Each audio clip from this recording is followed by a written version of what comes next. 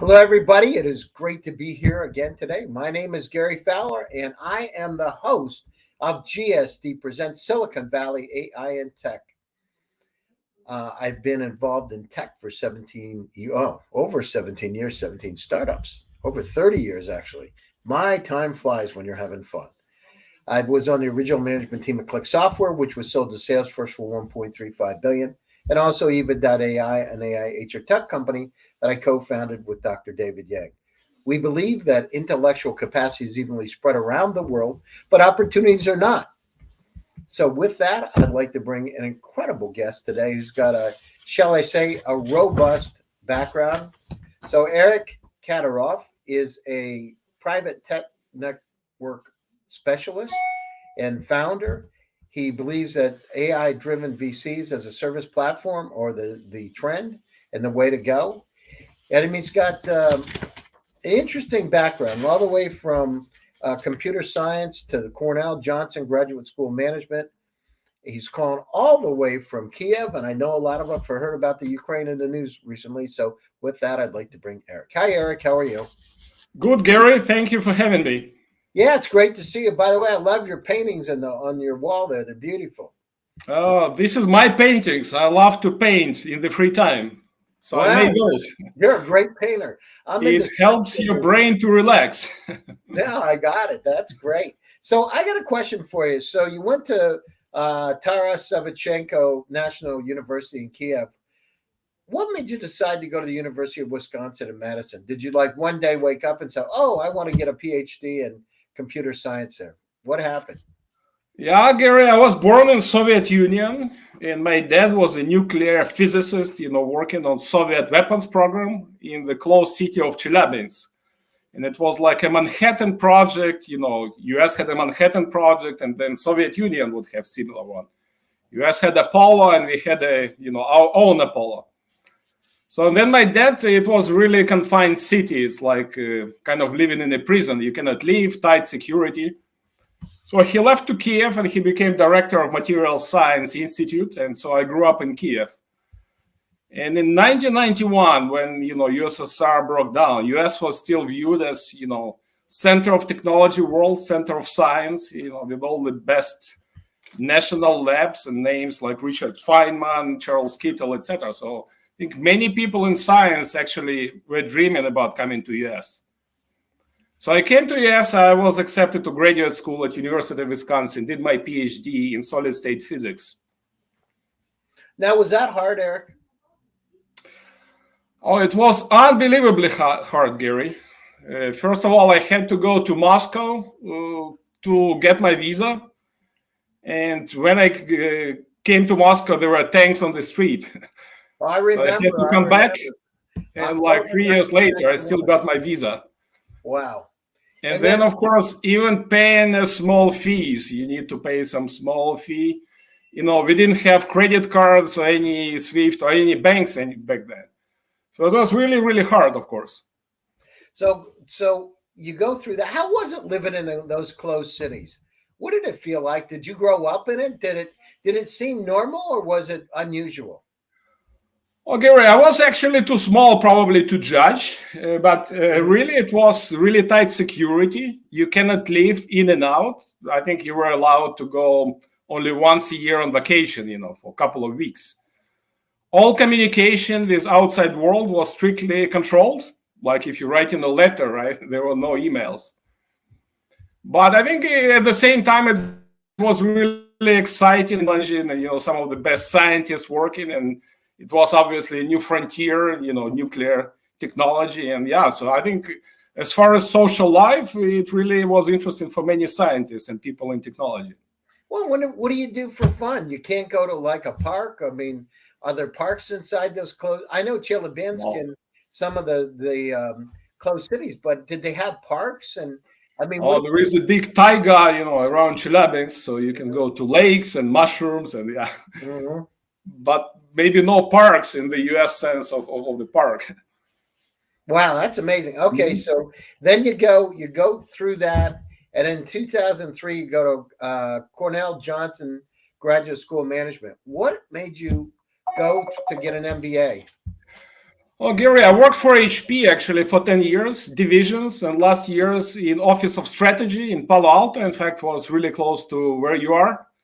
This office on Page Mill Road. So I handle Oh, yeah, exactly.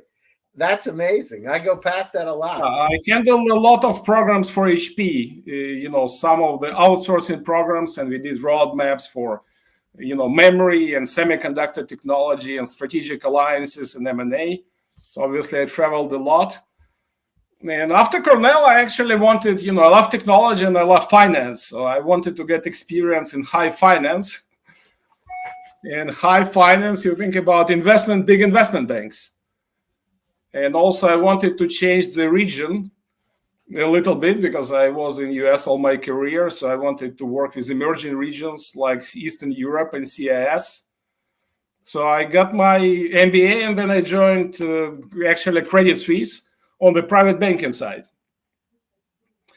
But I always specialized in technology and private tech markets, coming from the private banking and family office, investment portfolio management. Got it.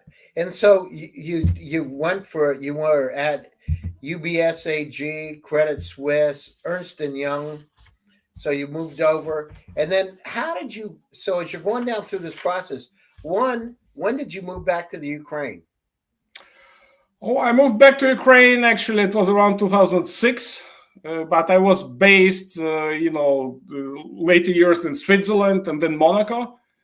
But my work was always maybe 50% flying.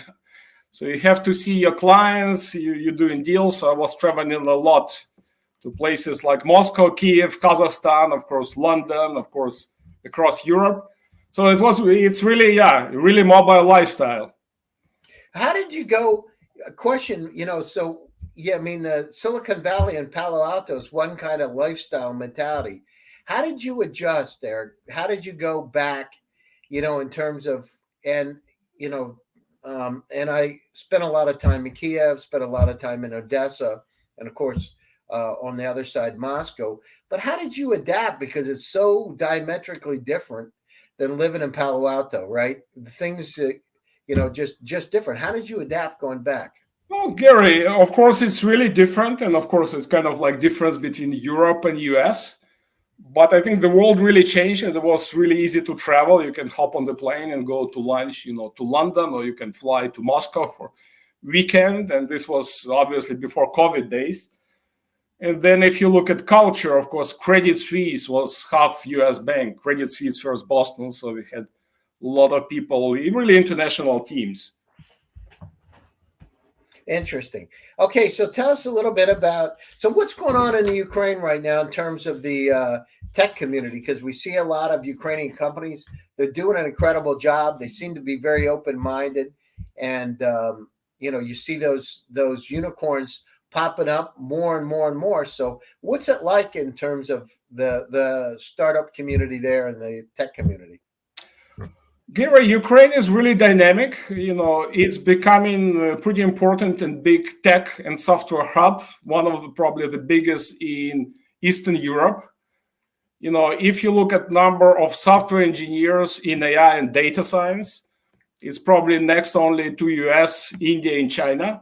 As far as numbers, I've seen number like 300,000 just software engineers. A lot of young people, they expired, by all the success stories. They see it as kind of social lift. And it's really dynamic. So there are new campuses trying to build ecosystems like Unit City. There are local venture capital funds and some international funds coming to Ukraine. We had success stories with unicorns, including Grammarly. Grammarly? Yeah, sure. Yeah, there is another one. That's incredible. They do corrections. Yeah, amazing. There is another story, GitLab. It's like a GitHub, but originated in Kharkiv, Ukraine, with big valuation of 11 billion. There are really interesting product success stories. App like Reface was downloaded 200 million times. That allows you to put your face into picture. I think there are some really well-known founders who came out from Ukraine. Of course, one of PayPal founders is Ukrainian. WhatsApp founder is Ukrainian. One of the Revolut co-founders is from Ukraine. So I think it's moving in the right direction, and it's very dynamic. So you should definitely come and visit. No, I want to. And so, do you ever connect with them? So Jan Koons or any of the folks that have come out, do you ever talk to them? And what's their Oh, experience like? Gary, I'm connected with a lot of people in tech world. I work with tech founders and also a lot of VC funds. So my network is quite huge. So do know quite a lot of people really globally. Interesting. So tell us a little bit about, where you are this building the future of private tech investments from the private tech network. How did you come up with that idea, and what's that all about? Yeah, Gary, in the big banks, I was helping family offices to manage private capital, right? And then if you look 10 years ago, everybody kind of does the same. You do investment portfolio, you buy stocks, bonds, maybe gold, and this is it. So everybody's doing the same. So I decided to specialize in technology. So I really was looking and doing a lot of deals in private tech placement in pre-IPO companies. You think about Uber 5 years before IPO. You think about Airbnb, 3 years before IPO. And you were investing in those kind of companies? I was doing a lot of deals. I think we look for the top names. We try to guess what are the next trends and what are the winners in different categories like fintech or even biotech. And I did quite a lot of names, mostly US. Even like Genomic, 23andMe, Palantir, Cloudera, Lyft, and you invested and many others. Did you invest in those companies, Eric? I actually invested, not myself, but my clients, family offices. They put part of their portfolio into those companies. Wow, and what I witnessed over years, like 10 years ago, it was pretty exotic to do this type of investment for some businessman who comes from agriculture and from real estate, right? And this completely changed. What we see now, it's more and more, family and private family offices investing in tech. There is appetite when you go talk to client. They ask, give us something exciting, give us next Google, give us Revolut, etc. Some of them are launching their own venture capital funds. So this whole asset class grew extremely huge, as the companies are staying longer and they don't do IPO, instead raising the big venture capital rounds. And obviously there are more companies across the board. So you see, I call it, Gary, age of total disruption. I call it Cambrian explosion in tech. Mm-hmm. You see great companies everywhere, not only in fintech, but also like food tech and energy. Yeah. I mean, they're all over. We go to Africa, Nigeria, Ghana, Zambia, Indonesia, Vietnam. There's a lot of great companies. Here's the challenge. The challenge is they don't have the contacts to be able to pull it off. It's not so easy taking a engineer who's located in Jakarta and taking that company global if they've never done it before. It's not so easy. It's a process. I can tell you, 30 plus years of doing this stuff, it's a process that you need to go through, and you have to have the credibility and trust within the ecosystem to be able to pull it off. And that's the hard. Then the other thing, finding the money. I mean, finding the money, it's kind of like Indiana Jones and the Last Crusade. It's where is it? And once you get it, it's real good, but you got to be careful. So you have to go out and find the money, whether it's a family office, whether it's high net worth individuals, whether it's a VC, where are they located? And that's always a challenge, isn't it? Trying to find them. So so tell us a little bit about how private tech network actually works. Gary, actually finding the money is definitely a problem. And this is a problem we are actually addressing with private tech network, trying to give startup founders more access to VC funds. And if you look at, US, there is more funds and capital in US. There is a gap between US and Europe. Obviously, less capital in Europe. You see some good companies that have, raised government money, but they cannot raise VC money. But then if you look outside of Europe, like Africa or Russia, it's even less money. And I think you advise some startups, many startups in Russia, you could feel it. And I have clients who trying to do fundraise for 1 year, and 1 year later you come back to them, say, did you succeed? They say no. And then how many funds you're in discussion with? And they say, we're talking to 5 funds, right? So they have a problem knowing, what the funds are and then accessing those funds. And this is actually the problem we're trying to address with private tech network. What we do is we automatically analyze, venture capital funds, private investors. So we have a huge database. And then we provide communication tools so that startup founder can reach out to hundreds of funds really fast. And it was started kind of with idea to automate myself, because you think about fundraising and VC, it's done like 20 years ago, right?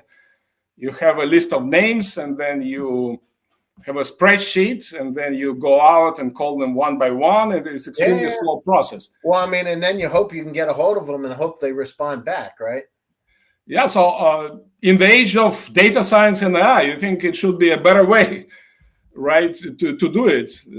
So I put together a team and funded it, trying to automate it. And then, of course, other part of the question, I'm doing private placements in Fintech. And then where do you get your information about Fintech? What do you read? Because every day there are some new companies, and you can read, hundreds of articles and spend a month trying to identify just, Fintech companies. So we automated with algorithm, and we have really exciting, features. Like you can see the whole sector map in Fintech by single click globally. Wow, that's great. And of course, I don't employ hundreds of analysts. This is a pretty much automated process. We do text mining and named entity recognition. We actually have quite a lot of expertise. We have another company called Languametrics that does speech analytics and natural language processing, and we derive a lot of expertise from this company. That's great. And how many companies have been funded through the platform? Oh, Gary, we launched in summer. I think we tested kind of hypothesis that you can collect information, and we would like to add communication, and we also would like to integrate transaction tools. And by now we have about 40 clients, really global. Some of them are fast growing from US, UK. We have clients from Monaco. We have clients from Ukraine. And through our platform, about $70 million were raised since summer. And how many companies is that? 40 companies? A little bit less than 40, yeah, like 37. What percent of them have raised money in the platform? So we got the number of 70 millions was raised through help of private tech network. And we also got some completely non-tech users, like insurance company who wants to know what's the next in Fintech. We got a client like a chain IT school that would like to teach kids real examples of companies and deals, and they're in 23 countries. And these are people just using it for information. And of course, the information we provide is, 1 inch deep and 1,000 miles wide. But I think you kind of get the high-level map of the tech landscape. We analyze 70 sectors. Wow, that's fantastic. So as you're going down through this process, why did you come up with it? I see that you were at Crossbridge Capital. You were in all these, finance-oriented companies, UBS, et cetera. But it came out of your own experience because of raising money? Is that you're saying that? Oh, Gary, it came out really from my own experience. I do tech deals, and I do capital raise for startups. And then my network is really big, but then you realize your network is limited. And then, I can do a lot of reading, and I can get a lot of information about some of the target companies. But then you realize your brain is just too slow. It's got to be some kind of information tools to help it. And I started putting together ideas and technologies and teams to really automate, myself, and it grew into something bigger, including the information tool and, analyzing sectors and deals. That's great. So are you going to stay in the Ukraine? Are you going to move to some other country? Or you plan on staying there? You've been in Palo Alto, you've been all over. You've been in Wisconsin, right? So you've been in Cornell. By the way, Cornell's pretty cold in the winter time too, isn't it? Yes, yes. Oh, Gary, we operate as U.S. company. We experiment in these transaction technologies, including tokenization, and we are looking at multiple jurisdictions to process this part, including places like Switzerland, like Emirates, Estonia, maybe. But we operate as U.S. company, and I'm always happy to fly out and visit you in Palo Alto, in New York. In fact, I miss Palo Alto weather. So, what's the kind of company, Eric? If you're looking at companies that you want to talk to, what do the companies look like? What's a typical company? Yeah, we have two types of clients. Actually, one is a fast-growing startup with digital technology that wants to raise money. It's typically earlier stage. We don't look at seed, but it's usually round A and B, because once you go later, usually they don't have any problem with VCs offering them deals. I think clients are really diverse. We have NFT marketplace, we have job search site, we have neobank, like fiat and crypto bank, all in one app. We have a company building like social network for pet owners. We have a company that's interesting. Social network for pet owners. That's interesting. Yes, yes. We have a company thinking about what's the future of media and events, kind of what is next after Spotify. It's called Shore for Me, really interesting company. We have a client who's thinking about what's the future of like suitcases. So they're making robot suitcases. So, and then we also have some venture capital funds. We signed a partnership with Manhattan Venture Partners, which is one of the leading pre-IPO funds in US and Silicon Valley. And we cooperate on providing Manhattan Venture Partners with information and some of the technologies. Oh, interesting. That's interesting. Super. So we're coming to the end of the show. What's your summary of, what's going to happen over the next 2 years in terms of the tech environment, and what should startups and investors be looking for? Gary, my summary is we live in an exciting time when really there is a lot of innovation and we see the whole sectors being disrupted. You see it in banking, you see it in insurance. Obviously, you see it in gaming with, NFTs. There is this metaverse. And then you see this disruption in completely non-tech sectors, like energy. Maybe we'll see fusion. I think with all the climate tech, I think we need to revisit how supply chains are managed. We track technologies like education tech or HR tech. So I think now it looks like all the main sectors can be disrupted, and every organization should question what's the future. And obviously, it creates a lot of opportunity to tech startups, not only changing industries, but also doing kind of cross-industry business model. Because once you have a fintech solution, you can apply it to retail, or you can apply AI to multiple industries. So I think it's really exciting times, and maybe in the time of civilization. Yeah, no, you're right. There's a lot of data around us, and we got to make sense of that data using incredible tools like AI, like quantum computing, to be able to make our lives better, more efficient, more effective. So, Eric, I want to thank you so much for joining my show today. It's great that you're here, and appreciate it, and look forward to seeing you in person.